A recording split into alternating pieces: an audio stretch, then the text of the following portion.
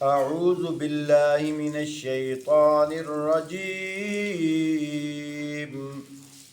بسم اللہ الرحمن الرحیم وَلَقَدْ ذَرَأْنَا لِجَهَنَّمَ كَثِيرًا مِنَ الْجِنِّ وَالْإِنسِ لَهُمْ قُلُوبٌ لَا يَفْقَهُونَ بِهَا وَلَهُمْ أَعْيُنٌ لَا يُبْصِرُونَ بِهَا وَلَهُمْ آذَانٌ لَا يَسْمَعُونَ بِهَا أُولَئِكَ كَالْأَنْعَامِ بَلْ هُمْ أَضَلُّ أُولَئِكَ هُمُ الْغَافِلُونَ۔ سبحان اللہ۔ فرمایا اور یہ حقیقت ہے کہ بہت سارے جنات اور انسان ایسے ہیں جن کو ہم نے جہنم ہی کے لیے پیدا کیا ہے۔ حوالہ دیتا جاؤں، یہ 9واں پارہ ہے، سورۃ الاعراف ہے، آیت نمبر 178 ہے۔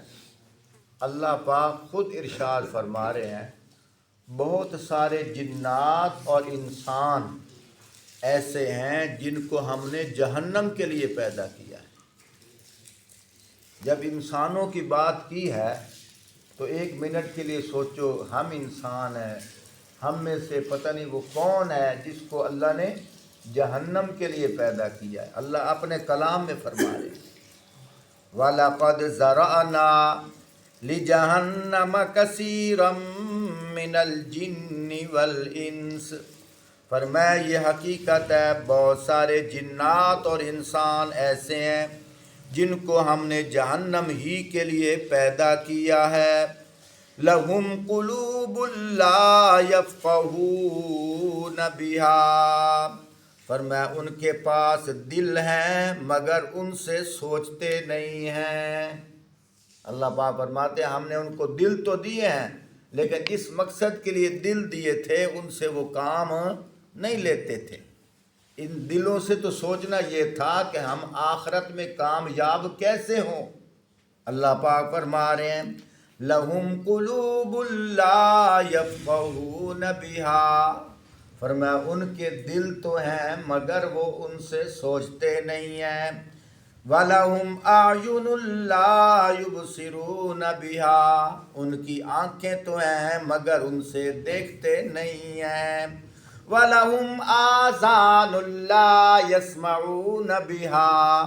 ان کے کان تو ہیں مگر سنتے نہیں ہیں۔ أُولَئِكَ كَالْأَنْعَامِ۔ فرمایا وہ مثل جانوروں کی طرح ہیں، دیکھنے میں تو وہ انسان ہیں لیکن جو یہ کیفیت نہیں رکھتے، وہ انسان ہونے کے باوجود وہ جانوروں کی طرح ہیں۔ پھر آگے کیا فرمایا بل ہم اضل۔ فرمایا جانوروں کی بھی قسمیں ہوا کرتی ہیں، فرمایا یہ ان سے بھی بدتر ہیں۔ پہلے کیا فرمایا جانوروں کی طرح ہیں، پھر کیا فرمایا ان سے بھی بدتر ہیں۔ بل ہم اضل اولئک هم الغافلون۔ آگے کیا فرمایا وہی لوگ جو غفلت میں کھو گئے ہیں، غفلت میں ڈوبے ہوئے ہیں۔ اللہ پاک نے یہاں 3 باتیں ارشاد فرمائی ہیں کہ بہت سارے جنات اور انسان ایسے ہیں جن کو ہم جہنم میں ڈالیں گے۔ ان کی کیفیت کیا ہے؟ فرمایا ان کے دل تو ہیں لیکن ان سے سوچتے نہیں ہیں۔ آگے کیا فرمایا؟ فرمایا ان کی آنکھیں تو ہیں مگر ان سے دیکھتے نہیں ہیں۔ ان کے کان تو ہیں مگر سنتے نہیں ہیں۔ کیا مطلب؟ یہ جو بہرے ڈورے ہیں نہ نہ نہ نہ نہ، یعنی کہ جن آنکھوں سے انہوں نے اللہ کی پہچان کرنی تھی وہ پہچان کرنا چھوڑ دی، جن کانوں سے انہوں نے اللہ کا کلام سننا تھا وہ کلام سننا چھوڑ دیا، جس دل سے انہوں نے اللہ کے بارے میں سوچنا تھا اس دنیا جہان میں ہم کس مقصد کے لیے آئے ہیں وہ سوچنا چھوڑ دیا۔ حضرت امام غزالی رحمۃ اللہ علیہ فرماتے ہیں فرمایا جب صبح کا ٹائم ہوتا ہے، جب صبح کا ٹائم ہوتا ہے، گدھا کہتا ہے، گدھا بھی تو جانور ہے، گدھا کہتا ہے یا اللہ تیرا شکر ہے تو نے مجھے مخلوق میں سے بری مخلوق تو بنایا ہے، کیا گدھا تو بنایا ہے، کتا نہیں بنایا، کتا بھی تو تیری مخلوق ہے، وہ مجھ سے بھی بدتر ہے۔ اور کتا کیا کہتا ہے؟ یا اللہ تیرا شکر ہے تو نے مجھے کتا تو بنایا، خنزیر نہیں بنایا، خنزیر بھی تو تیری مخلوق ہے۔ خنزیر کیا کہتا ہے؟ یا اللہ تیرا شکر ہے تو نے مجھے خنزیر تو بنایا مگر بے نمازی انسان نہیں بنایا، میں خنزیر تو ہوں، چند دن گزارنے کے بعد مٹی ہو جاؤں گا، لیکن بے نمازی انسان تو جہنم کا ایندھن بن جائے گا، اللہ جہنم میں جلے گا، بے نمازی انسان جہنم میں جلے گا۔ جہاں ایک چھوٹا سا واقعہ سناتا ہوں، حدیث پاک کے اندر آتا ہے بنی اسرائیل کے اندر ایک عابد تھا، ہر وقت عبادت میں رہتا۔ ایک دن اللہ سے دعا کرنے لگا یا اللہ مجھے تیری عبادت میں بڑی لذت آتی ہے، یا اللہ یہ جو میں گھر کھانا کھانے کے لیے جاتا ہوں، جو وہاں ٹائم صرف ہوتا ہے، یا اللہ کوئی ایسی کیفیت بنا دے، ایسا سبب بنا دے میرے کھانے کا مختصر انتظام ہو جائے، تاکہ جو میں گھڑی گھر جاتا ہوں اتنی دیر بھی میں تیرے ذکر میں مصروف ہو جاؤں۔ تو جہاں وہ عبادت کرتا تھا اللہ پاک نے وہاں ایک انار کا درخت لگا دیا اور ایک پانی کا چشمہ جاری کر دیا، تو بس دن میں ایک دفعہ ایک انار کھاتا اور ایک پیالہ پانی کا پی لیتا، 24 گھنٹے عبادت میں مصروف رہتا۔ پھر اللہ سے دعا کرنے لگا یا اللہ مجھے تیری عبادت میں بڑی لذت آتی ہے، یا اللہ میری دعا ہے جب میری روح پرواز کرنے لگے میں سجدے کی حالت میں تیرے ذکر میں مصروف رہوں۔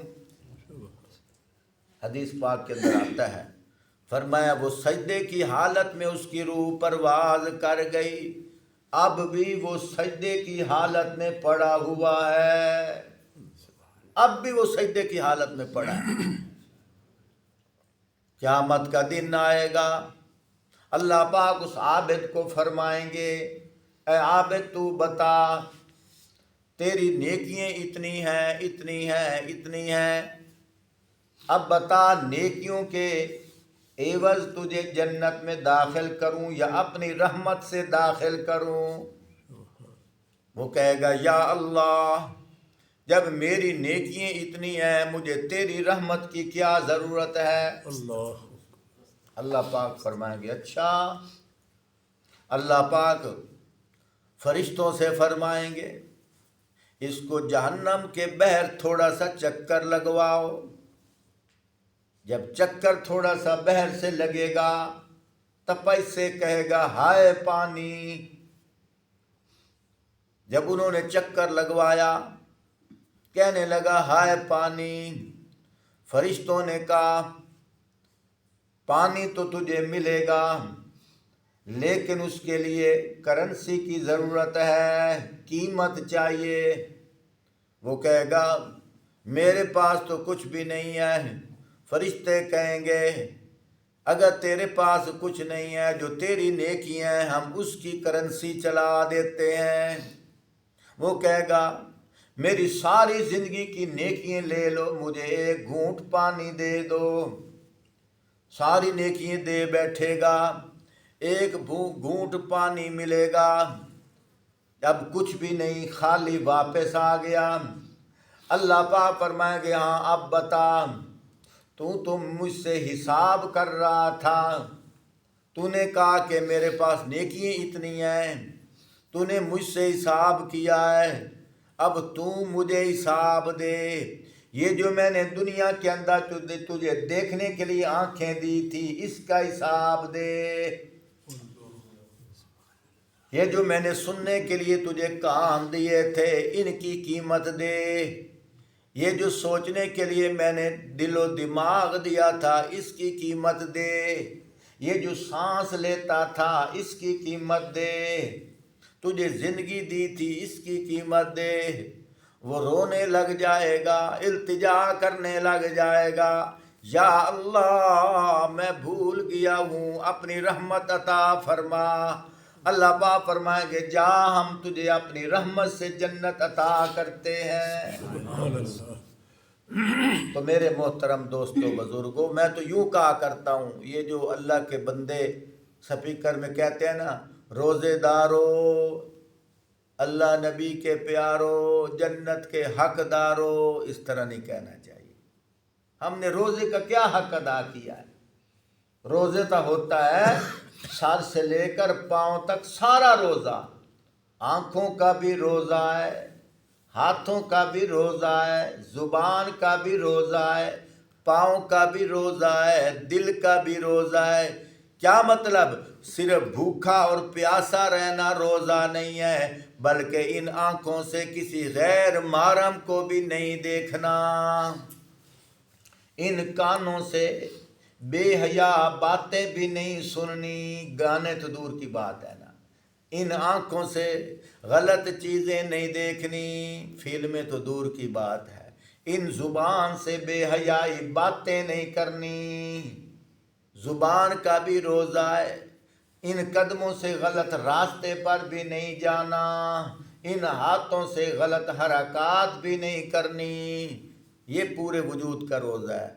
اب ہم میں سے کون ہے جو کہے کہ ہم کامل روزہ رکھتے ہیں، اس لیے ہم جنت کے حقدار نہیں، بلکہ یوں کہا جا سکتا ہے یا اللہ ہم طلبگار ہیں، حقدار نہیں ہیں، بس جنت طلب کر رہے ہیں۔ حدیث پاک کے اندر آتا ہے، فرمایا صبح اور شام کو جو شخص 3 دفعہ اللہ سے جہنم سے بچنے کی دعا کرتا ہے، کیا؟